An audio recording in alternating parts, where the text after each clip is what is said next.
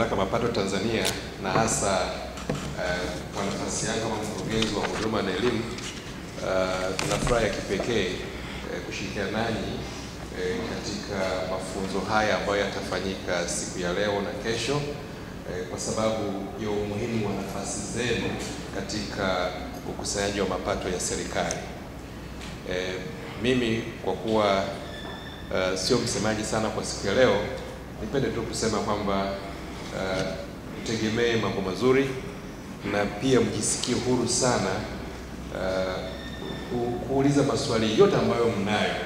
Najua si mara nyingi sana tunapata nafasi ya kuwasiliana kwa karibu hivi, lakini kwa kuwa wataalamu watakuwepo hapa, tuwapeni kila ambacho mnakitegemea, na hata yale ambayo mjayategemea mnabidi myachokonoe kwa kuuliza maswali ili muweze kufahamu kwa undani zaidi.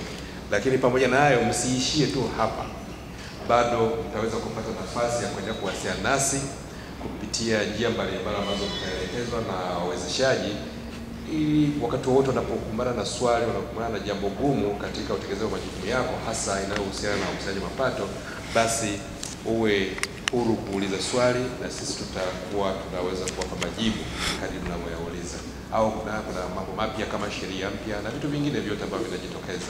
Siku ya leo Mamlaka ya Mapato kupitia Idara ya Kodi za Ndani imeandaa semina kwa wahasibu kutoka taasisi mbalimbali za serikali. Lakini pia semina hii inajumuisha washiriki kutoka ofisi ya mkaguzi mkuu wa serikali, mkaguzi mkuu wa hesabu za serikali. Kwa hiyo tunategemea kwamba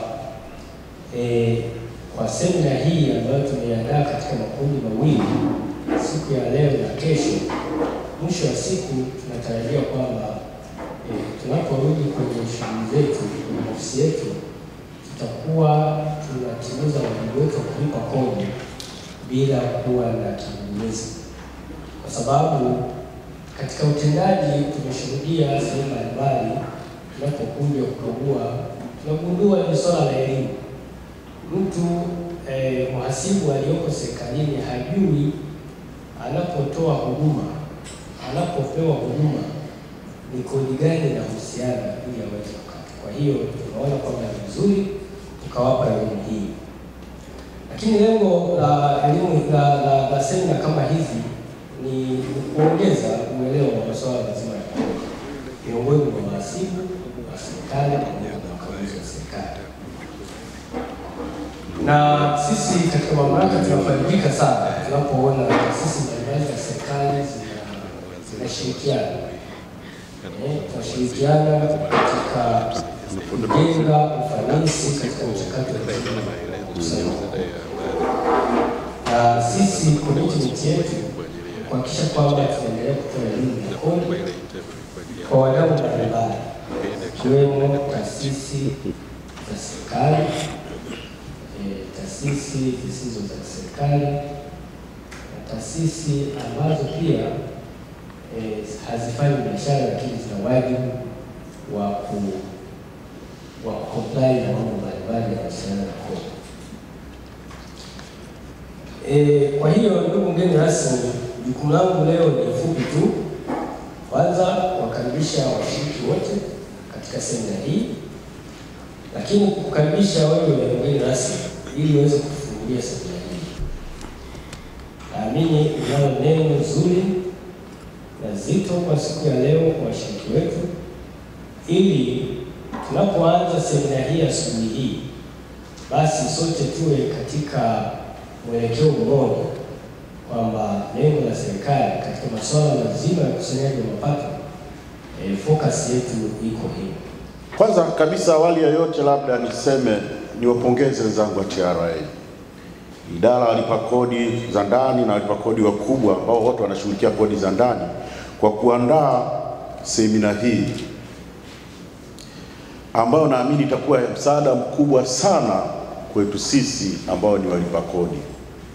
Jukumu la taasisi yangu ya TRA ni kukadiria, kukusanya na pia tunasema kuhasibu mapato ya serikali yatokanayo na kodi. Lakini pia sasa hivi tumeanza kuongezea shughuli zingine, tunakusanya mapato ambayo sio ya kodi. kwa maana kwamba tax revenue na non-tax revenue. Dhani mnajua kabisa, kama mnafahamu, hii tax revenue mapato mengine, income tax, withholding tax na vitu kama hivyo, lakini tuna proper tax ambayo sio mapato ya kodi. Hii inaitwa non-tax revenue. Lakini pia shughuli zetu sasa tunakadiria, tunakusanya na kuhasibu. Nadhani Kiingereza mtakuwa mnajua. Kuhasibu ni wengi ni wahasibu, kwa hiyo na counting for. Kwa hiyo tunahasibu, Kiswahili chake ndicho hicho. Kwa hiyo ndio kazi ya TRA. Tunafanya hizo kazi, lakini sasa tuna kodi mbalimbali ambazo tunazikusanya. Moja wapo kodi ambayo tunakusanya na ambao nyinyi ni wadau wakubwa ni kodi ya zuio, tunaita withholding tax. Hii ni kodi zuio kwenye bidhaa, manunuzi ya bidhaa na manunuzi ya huduma. Najua serikali inatoa pesa kwenu katika idara mbalimbali za serikali, mnafanya procurement, purchasing na vitu kama hivyo, na mnafanya malipo. Sasa mnatakiwa kwa mujibu wa sheria zuie kodi. Kuna pasenti fulani 5, 2 na nyingine kwenye construction ina kidogo nomenclature zake za jinsi ya kuitafuta. Mnatakiwa mzuie hiyo na kuiwasilisha TRA. Tumeona kuna changamoto nyingi. Labda mimi mwenyewe niwaambie kwanza, ni declare interest kwamba kabla sijaja upande huu nilikuwa upande huo, na kweli serikalini kabisa, na changamoto hizi nimeziona, najua ni changamoto gani tunazo upande wa kwetu. Kwa hiyo tukasema tufanye semina ili tuweze kuwasaidia, tusaidiane. Haja ni kwamba nyinyi muweze kukusanya kodi stahiki kwa ajili ya matumizi ya serikali yetu. Nadhani nyinyi wote mnaamini kabisa kwamba tunatakiwa twende mpaka level ya kwamba tupate kujitosheleza kwa mapato ya ndani. Ndio dhima kuu ya serikali yetu na ndio dhima kuu ya rais wetu, Rais Dr. John Pombe Joseph Magufuli. Juhudi zote anazozifanya ni kutaka kuhakikisha kwamba tunajitosheleza kwa mapato ya ndani. Rasilimali zetu zinatumika na kuwafaidisha Watanzania badala ya kuwafaidisha watu ambao sio Watanzania. Kwa hiyo nategemea kwamba tukishirikiana tutafika huko tunakotaka kwenda. Na nyinyi mkiwa wadau wakubwa katika suala hilo, ni muhimu tukashirikiana katika kukusanya hizi kodi za zuio na kodi zingine. Lakini pia naambiwa na wenzangu kwamba tumeanzisha mfumo, tumeboresha mfumo wetu wa kukusanya wa hii jinsi ya kuripoti withholding tax. Zamani ilikuwa ukata withholding tax inaonekana kwenye tini yako. Wewe ni mkataji, lakini inaonekana kwenye tini yako. Sasa hivi tunaboresha mfumo, mtafundishwa, tumeboresha. Ukikata inaenda kwenye akaunti ya yule aliyekatwa, kwa sababu mwisho wa siku atafanya return kuleta TRA. Kwa hiyo inatakiwa ionekane kwake. Na pia itakuwa inaonekana withholding tax certificate pia sasa hivi itaonekana kwenu, TRA na yule mwingine. Kwa hiyo tumeboresha mfumo. Ndio maana tukasema sasa katika kuboresha mfumo basi tuje tukae tuongee tuone namna gani tunaenda mbele. Lakini pia tuna mifumo yetu. Tuna mifumo inaitwa Revenue Gateway System RGS, zile control number ambazo mnaziona wakati mwingine unaweza kujua zinatoka, hujui zinatoka wapi.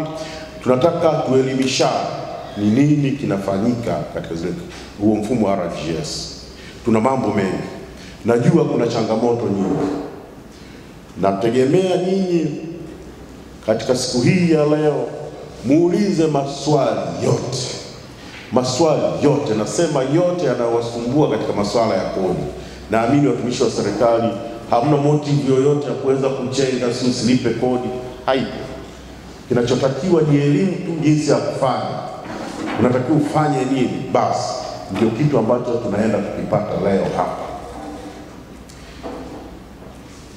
Na ni muhimu pia muulize maswali mengine. Kwa mfano, kama sasa hivi tuna marekebisho kidogo yamefanyika kwenye VAT Act, VAT Value Added Tax Act, yamefanyika juzi kwenye miscellaneous amendment mjiandae kujibu maswali, hasa kwenye mambo ya miradi. Kuna marekebisho yamefanyika. Kwa hiyo hayo yote, na waomba ndugu zetu muulize maswali yote. Ni mategemeo yangu kwamba kupitia semina hii mtapata uelewa mkubwa sana, ili tuweze kukusanya haya mapato yetu.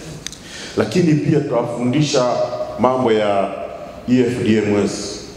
Dhani mnajua kabisa kwamba kwa mujibu wa waraka wa hazina, watu wa serikali wanatakiwa kudai risiti za kielektroniki, na hizo risiti si tunaziweka kwenye mfumo wetu wa EFDMS. Kwa hiyo ni muhimu pia mkaelewa huo mfumo. Nategemea kwamba mtauliza maswali mengi kuhusu huo mfumo. Kwa mwaka huu wa fedha, TRA tumepewa jukumu la kukusanya trilioni 17.106 kwa mwaka huu wa fedha, basi sasa tuko mwezi wa 3. Kwa hiyo ni mategemeo yetu kwamba tukishirikiana na nyinyi tukakusanya hizi kodi kwa uhakika, kodi stahiki, bila kumuonea mtu, na wewe bila kuonewa, tutafika huko.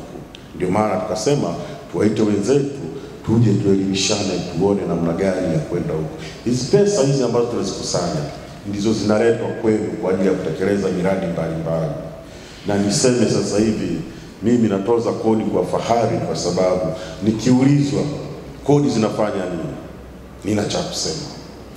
Angalia tumefanya hiki, angalia tumefanya hiki, angalia shule watu wanasoma bure, angalia mabarabara yanajengwa, angalia viwanja vya ndege, kila kitu ambacho kinafanyika.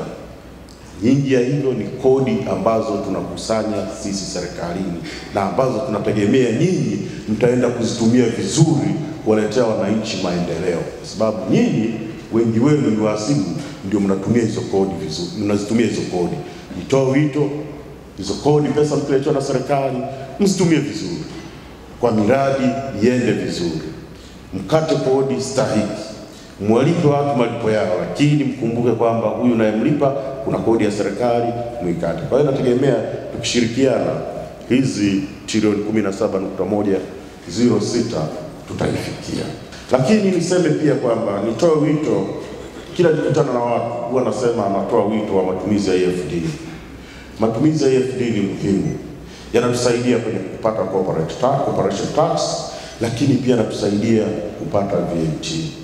Sisi rate yetu tuna standard rate ya 18 na 0, wenzetu wana 16, lakini ukienda kuangalia data inaonyesha sisi VAT as percentage of GDP ya kwetu iko chini. Kuna matatizo mengi, nadhani yote ni mashahidi. Umesikia mambo ya ghost traders na ghost receipts. Kuna receipt ambazo zilikuwa zikitolewa ambazo haziko kwenye mfumo, na zenyewe zinakula VAT. Kuna wafanya biashara ambao wengine wamekuwa wakisema wana export, wanapata zero rated, bidhaa zinauzwa ndani ya nchi. Yote haya tumeyafanyia kazi, lakini kwenu nyinyi sasa ni wasihi pia kuziangalia zile receipt za EFD ambazo mnapewa, kuhakikisha kwamba ziko sahihi. Najua wataalamu wetu hapa watawapa mbinu pia za kuangalia hizo receipt, kuhakikisha kwamba ziko sahihi, na pesa uliyotoa ndio hasa unayopewa receipt yako, na receipt zile zihakikishe kwamba ziko sahihi, ili msije mkawa mnapewa receipt ambazo ni ghost receipts. Tumepambana nao, lakini sina hakika kama wameisha, huenda wapo, lakini sasa na nyinyi ni kutusaidia. Kama una shida, unaona receipt hii mbona sijaielewa vizuri, kama alivyosema mkurugenzi hapa, kuna simu zetu, utatupigia, tutakusaidia. Tuwe na mawasiliano ya karibu.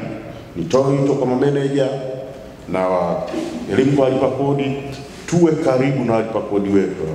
Na hawa ndugu zetu, kama kuna shida, mpige simu tu, mtapata maelekezo. Lakini pia kwenu binafsi, ukiwa ofisini unatakiwa udai receipt, retirement zote unatakiwa upate receipt ya FD, malipo yote unayofanya kwa wakandarasi, kwa suppliers na watu kama unatakiwa upate EFD. Lakini na nyinyi pia mkienda kununua, tuna wimbo wetu tunasema ukinunua sio udai receipt, na uchukue receipt na uiangalie, uthibitishe kabisa kwamba nilichokilipa ndicho kimeandikwa kwenye receipt. Kwa sababu kuna mchezo sasa hivi, unalipa milioni 1, kwenye receipt unaandikiwa 400,000. Hiyo kitu tuipige vita. Na nyie mkiwa kama watumishi wa serikali, nategemea kwamba ni jeshi la TRA katika kupambana na mambo kama hayo. Tupambane kwa pamoja ili tuweze kupata pesa za kulipana mishahara na pesa za kuletea wananchi maendeleo. Lakini pia kama una kisehemu chako cha biashara, jenga utamaduni wa kutoa risiti ya EFD kwa wateja wako. Hii itatusaidia. Faini zake ni kubwa. Tukikuta utoi risiti utapigwa milioni 4 na 500,000. Ni fedha kubwa kidogo, lakini tunataka watu watoe risiti. Kusema kweli tunapiga faini kama utoi risiti. Tunataka tujenge culture wa Tanzania kutoa na kudai risiti na kuichukua. Maana unaweza kudai akakupia hapo ukaachana nayo. Hapana, unaichukua ili uweze kuweka rekodi zako sawa sawa. Umuhimu wa mafunzo kama haya na ujua mimi, kwa sababu nimekuwa mlipa kodi, najua nini kinatokea. Ikitokea Finance Act mpya, kunakuwa na mabadiliko mbalimbali ambayo wakati mwingine tunakuwa sisi hatujui. Sisi wasimu tunaokaa huku, wakati ule kabla Lawson tulikuwa tunakimbilia kwenye pay, lakini vitu vingine hatuviangalii. Pale ndio unaenda kwenye leseni, unaangalia zimebadilikaje, kama ni formula kwenye system, mara moja mwezi wa 7 tunafanya. Lakini mabadiliko mengine tulikuwa hatuyaangalii. Sasa mimi niwaagize wenzangu, semina hii tunaifanya sasa hivi mwezi wa 10. Niwaagize wenzangu kwamba inavyotokea tunatoka kwenye bunge mapema mwezi wa 7, tuwaalike hawa watu katika semina kama hii ili tuwaambie ni nini kimetokea kwenye mabadiliko ya Finance Act ya mwaka husika, ili waweze kupata uelewa na kutekeleza kile ambacho kimetokea. Baada ya kusubiri mpaka mwezi wa 10, unakuta miezi 3 imeshapita hujatekeleza matakwa ya Finance Act inavyotaka. Kwa hiyo nategemea kwamba mwaka kesho mapema mwezi wa 7 au katikati ya mwezi wa 7 tutakuwa tena na kitu kama hiki ili kuweza kupitishana, hata kama hamna mabadiliko yanayowahusu. Lakini nyinyi kama watumishi wa serikali, wahasibu, mnatakiwa muelewe nini kimetokea kwenye Finance Act, isiwe ya TRA peke yake. Na nyinyi mkiwa kama wadau, nategemea tupitishane, tuambiane hiki kimebadilika, kimefanya hivi na kita affect hivi na hivi, na kama kina affect nyinyi muweze kujua. Kwa hiyo nasema tuifanye mapema sana. Mwisho kabisa, nipende kuwashukuru ndugu zangu kwa kuja na kushiriki katika semina hii. Niwatakie mafunzo mema, niwa-encourage kwamba haya mafunzo yawe ya wazi. Hapa hakuna kuauditi, hapa hamna chochote. Wewe kama una shida, iseme hapa, tusaidiane. Una swali, niulize, tusaidiane. Nina wataalamu wengi sana, wengine wako pale wamekaa, wanasubiri tu kuwapa elimu ya kutosha. Kwa hiyo nyie ulizeni. Nadhani hamna kitu ambacho kitawashinda. Sasa kama TRA itashindwa kwenye masuala ya tax, who else? Hamna mtu katika nchi zaidi ya TRA. We are the masters. Huwezi kaenda huko siku ana sheria kwa nani, hamna. Commissioner General ndio anajua tax kuliko mtu yote katika nchi. Nikisema Commissioner General sio mimi na wenzangu. Yaani kwa maana Commissioner General na watu wake. Sisi ndio masters wa tax katika nchi. Hamna mtu mwingine. Na hiyo nasema kwa kiburi kwa sababu unajua. We know. Kwa hiyo msio na wasiwasi. Mkifika TRA uliza swali lolote linalohusu tax. Hata leo msinganganie tu kwenye withholding tax. Kitu chochote kinachokusumbua uliza. Sheria ya income tax inawataka wanapofanya malipo wakate kodi ya zuio kwa wale walipuaji.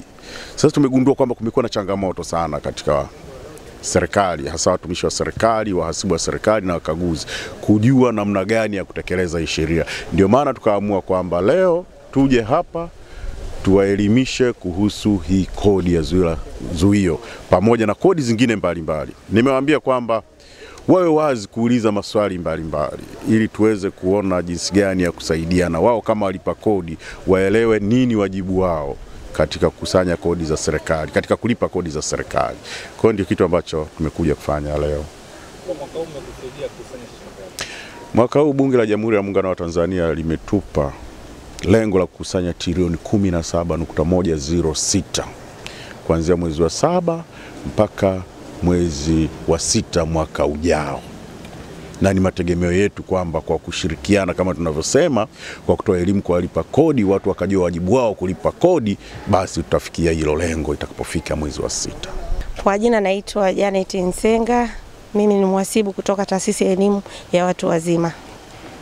Hii semina itatusaidia sisi kama wahasibu na kama wananchi ambao tunatakiwa tuwe tunajua wajibu wetu katika kulipa kodi.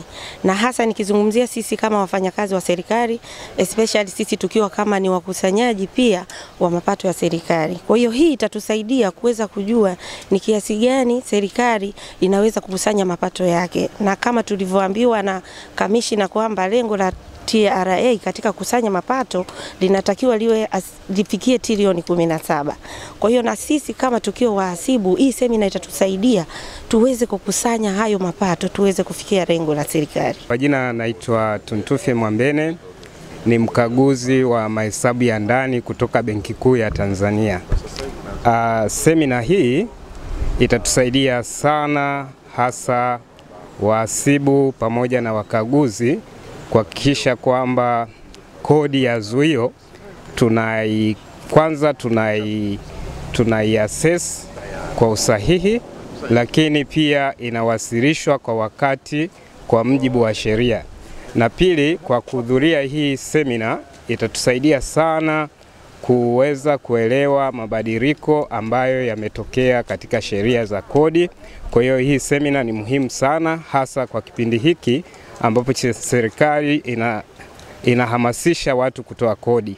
Kwa hiyo kwa ujumla, na tutaelewa pia namna ya kugundua risiti ambazo ni halali, na pia tukienda kwenye sehemu zetu za kazi tutahamasisha kwamba watu waweze kudai risiti na kuzichukua kama Kamishna General alivyosema. Kwa hiyo haya mafunzo ni muhimu sana kwa wakati huu ambapo serikali inahamasisha ulipaji kodi kwa ajili ya maendeleo ya nchi yetu.